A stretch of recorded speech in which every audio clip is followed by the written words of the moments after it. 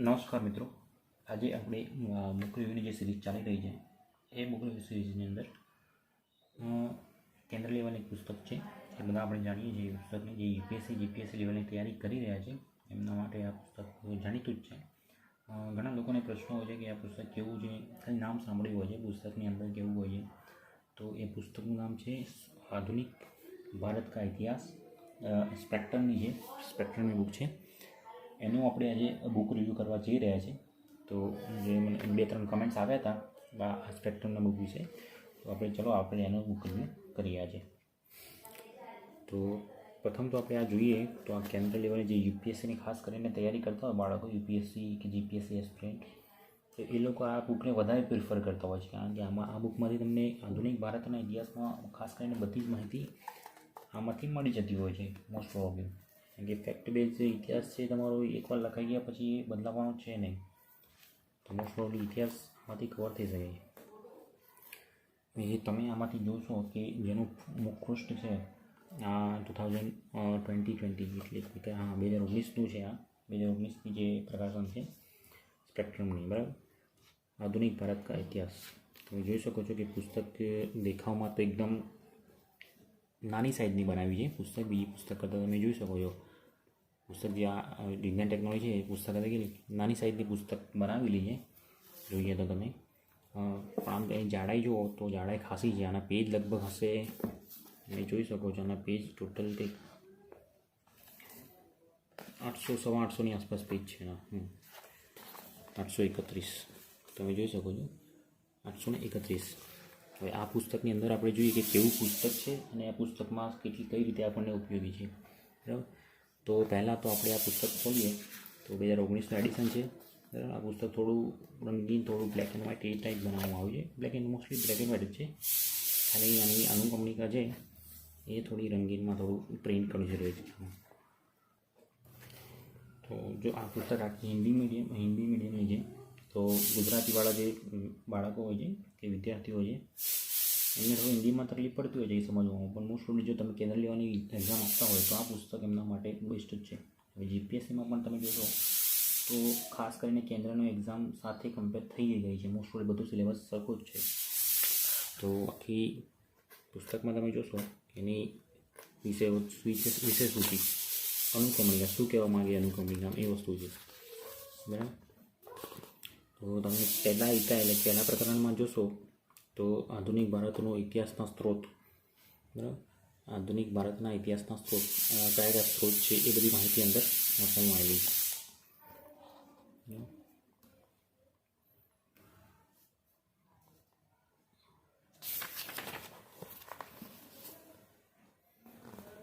પછી આ બીજો ભાગ છે આધુનિક ભારતનો લેખન. પછી યુરોપિયન પ્રજાનું આગમન, પોર્ટુગીઝો, ડચ છે, અંગ્રેજો છે, ફ્રાન્સિસ છે, ફ્રાન્સીસી લોકો છે, એ બધાનું આગમન બતાવવામાં આવ્યું છે બીજા પ્રકરણમાં.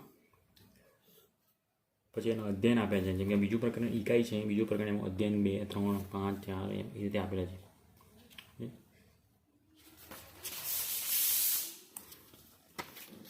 પછી બ્રિટિશનો જે કાર્યક્રમ, બ્રિટિશ શાસન વિરુદ્ધ થયેલા, બ્રિટિશ શાસન વિરુદ્ધ આખી બ્રિટિશની જે બ્રિટિશ લોકો આવ્યા, અંગ્રેજોનું બધું બતાવવામાં આવ્યું છે. યુદ્ધો એમને બતાવવામાં આવ્યું છે. પ્રથમ આંગ્લો મૈસૂર યુદ્ધ, દ્વિતીય આંગ્લો મૈસૂર યુદ્ધ, તૃતીય આંગ્લો મૈસૂર યુદ્ધ, મરાઠા યુદ્ધો, સિંધ એના સંધિઓ, પંજાબ વિજય, દરેક વસ્તુ આમાં દર્શાવવામાં આવેલી છે. એવી રીતે આ બાદ જોઈ શકો છો. 1857નો વિપ્લવ છે.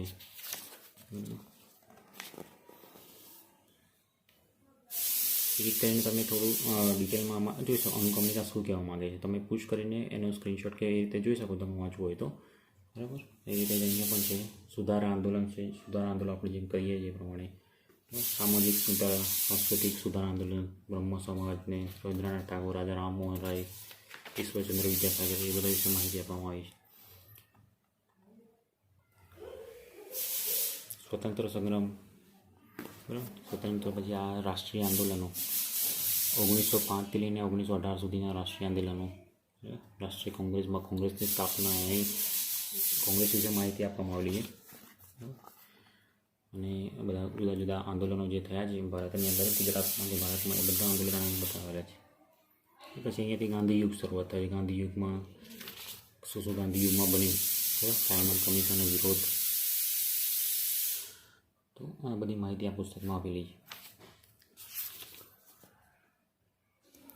છે. સવજ્ઞા આંદોલન, ગોળમેજી સંમેલન, આપણે દ્વિતીય વિશ્વયુદ્ધ, પ્રથમ વિશ્વયુદ્ધ,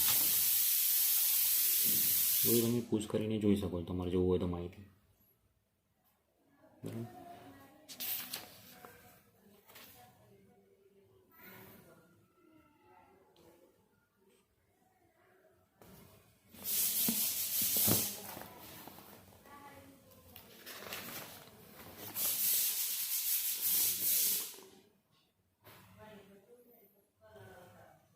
આ બધું ઇન્ડેક્સમાં આપ્યું છે. તમે ઇન્ડેક્સ એક વાર તમે સ્ક્રીનશોટ તમારે લેવો હોય તો તમે પૂછ કરીને વિડીયો જોઈ શકો છો. બરાબર.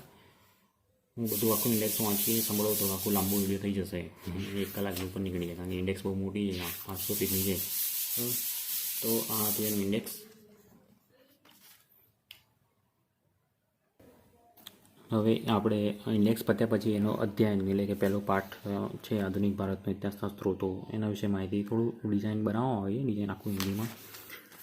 આમ જોવા જઈએ તો આ પુસ્તક છે એ વર્ણનાત્મક એટલે કે નોવેલ તરીકે જે આપણે પુસ્તક જોઈએ છીએ એ પ્રમાણે આ પુસ્તક બનાવવામાં આવ્યું છે. જે લોકોને નોવેલ વાંચવામાં ઇન્ટરેસ્ટ હોય એ પ્રમાણે આ ઇતિહાસ વાંચી શકે છે. બરાબર. બીજી વસ્તુ એ પણ છે કે નોવેલની સાથે સાથે તમને પોઈન્ટ્સ વાઇઝ પણ આપેલું છે કે કોઈ પ્રકરણ પૂરું થશે તો તમારે પોઈન્ટ્સ બનાવવાની જરૂર નહીં પડે. બરાબર. હું તમને બતાવું છું. જોવા છે આખો સારાંશ એના અંદર આપેલો છે કે કોઈ પ્રકરણ પૂરું થાય છે તો પ્રકરણ પૂરા થયા પછી એનો જે સારાંશ હોય છે એ સારાંશ તમે જોઈ શકો છો. તો તમારે મોસ્ટ પ્રોબલી નોટ્સ તમારે અહીંયા તૈયાર થઈ જ જતા હોય છે બધા. બરાબર. તમે એ જોઈ શકો છો. દરેક પ્રકરણની પાછળ એના નોટ્સ આપેલા જ છે.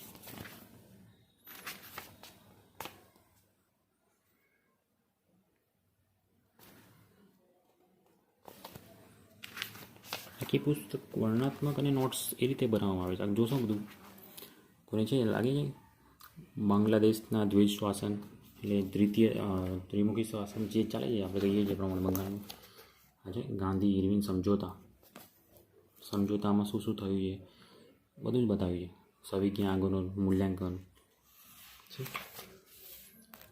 નોટ્સ પણ મળી જશે તમને અને તમારે બનાવી પણ નહીં. બધા ગોળમેજી પરિષદ છે, સંમેલન છે, બધી વસ્તુઓના અંદર મળી જશે. ખાસ કરીને કોઈ પણ એવી માહિતી તમારે એ બાકી નહીં રાખી જે આના અંદર નહીં હોય. બરાબર. કારણ કે મેં તમને કીધું એ પ્રમાણે આખી બુક તમને નોવેલ જેવી પણ લાગશે, પ્લસ તમને એમાંથી મુદ્દા પણ મળી જશે. છે આખું સરસ મજાનું નોવેલ પ્લસ મુદ્દા એટલે બધું તમારે છે બધું સારાંશ સાથે બધી વસ્તુ તમને મળી જશે. જેમ કે આ છે એનો સારાંશ.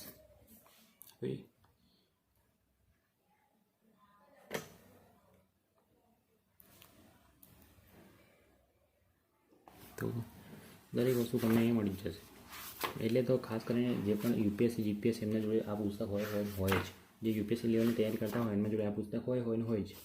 કારણ કે લોકોમાં દરેક વસ્તુ ડિટેલમાં અહીંયાથી જ પૂછવામાં આવે છે. બધી વસ્તુ બધી જ સમિતિ બધી વસ્તુ મારા ખ્યાલથી કોઈ આનાથી બહારનું વસ્તુ કોઈ પુસ્તકમાં મને લાગતું નથી કે ક્યાંય જોવા મળે તમને. પુસ્તકમાં છેલ્લે તમને સારાંશ બધી પુસ્તકનો આખો સારાંશ આપેલો છે આખી બુક.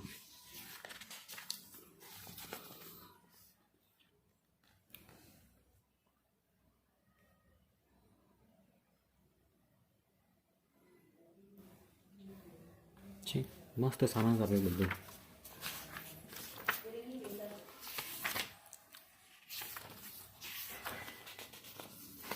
છે ભારતીય રાષ્ટ્રીય કોંગ્રેસના અધિવેશનો જેટલા પણ અધિવેશનો જે ભરાયા છે એ બધા અધિવેશનોની માહિતી શરૂઆતથી લઈને કયા અધિવેશન કયા વર્ષમાં ભરાયા હતા, સ્થાન કઈ જગ્યાએ, અધ્યક્ષ કોણ હતો, મહત્વપૂર્ણ તથ્ય એ મહત્વપૂર્ણ બાબત શું હતી, એ બધા અધ્યયનો બતાવવામાં આવ્યા.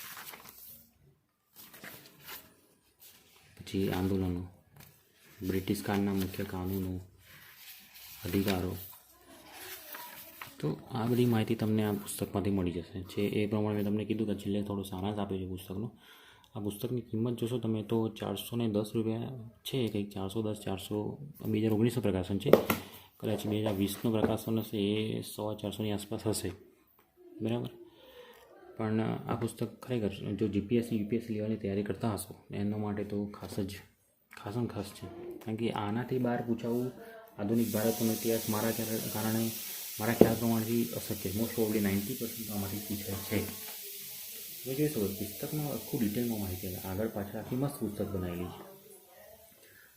બરાબર. જે તમને આ પુસ્તક વિશે કોઈ માહિતી જોઈતી હોય કે આ પુસ્તકને તમને કોઈ સ્ક્રીનશોટ કે હજી કશું જોઈતું હોય તો તમે મને કમેન્ટ્સમાં જણાવશો.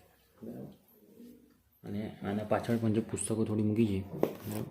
આમાંથી કોઈ પુસ્તકનું બુક રિવ્યૂ જોઈતું હોય જે આપણે ગુજરાતી લેવલની છે તો એ પણ તમે મને જણાવી શકશો. તો એ પુસ્તકનું પણ આપણે બુક રિવ્યૂ કરીશું. ચલો, જય હિન્દ.